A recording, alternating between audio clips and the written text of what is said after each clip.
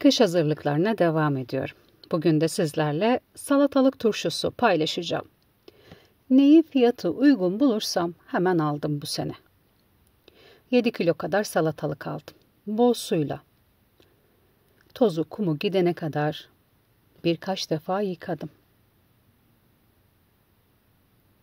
Sizler turşu yapımına başladınız mı? Ben fiyatı tekrarlamak istiyorum. Uygun bulduğum için başladım. Neyi uygun bulursam ya turşu hazırlıyorum ya da dondurucuya atıyorum. Kışın her türlü turşuları yemeklerin yanında. Diğer malzemeleri de yemek hazırlayarak tüketirim. Malum kışın her şey pahalı. 4 top sarımsak kullandım tarif için. Ilık suda beklettim. Ben salatalıkları yıkayana kadar bekledi ılık suda. Kabuklarını soydum. Sarımsağı daha çoğaltmak için doğrayarak kullandım. 3 kiloluk kavanoza önce biraz sarımsak, sonra 1 yemek kaşığı kaya tuzu, kürdanla salatalığa delikler açtım ve kavanoza doldurdum. Sıkı sıkıya dolduracağım. Bu şekilde attığıma bakmayın. Sonrasında düzeltiyorum. Aralarına yine doğranmış sarımsak, acı biber,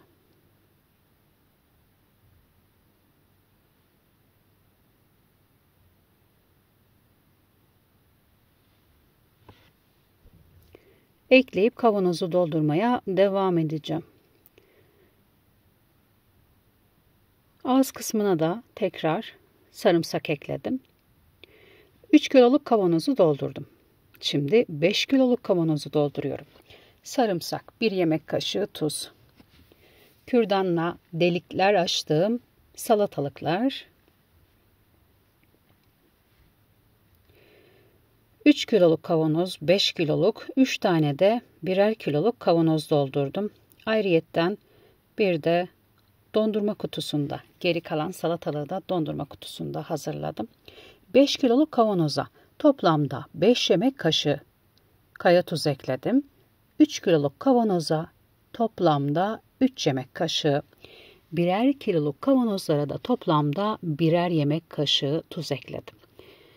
1 kiloluk kavanoza yarım su bardağı elma sirkesi, 5 kiloluk kavanoza 2 su bardağı elma sirkesi, 3 kiloluk kavanoza 1,5 su bardağı elma sirkesi ekledim. Tüm kavanozları ağzına kadar kaynar suyla doldurdum.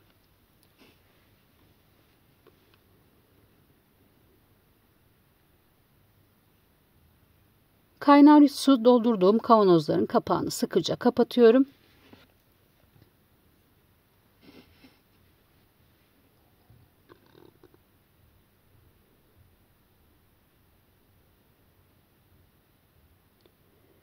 Yaklaşık bir hafta kadar beklettim.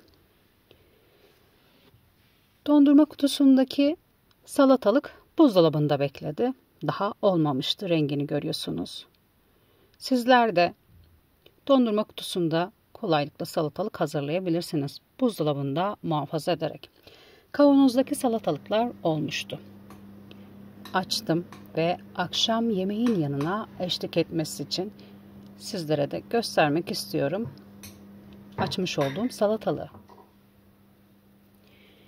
Yapımı kolay, yemesi lezzetli. Daha önce salatalık turşusu hiç denemediyseniz bu tarifi daha az miktarda salatalıkla da deneyebilirsiniz.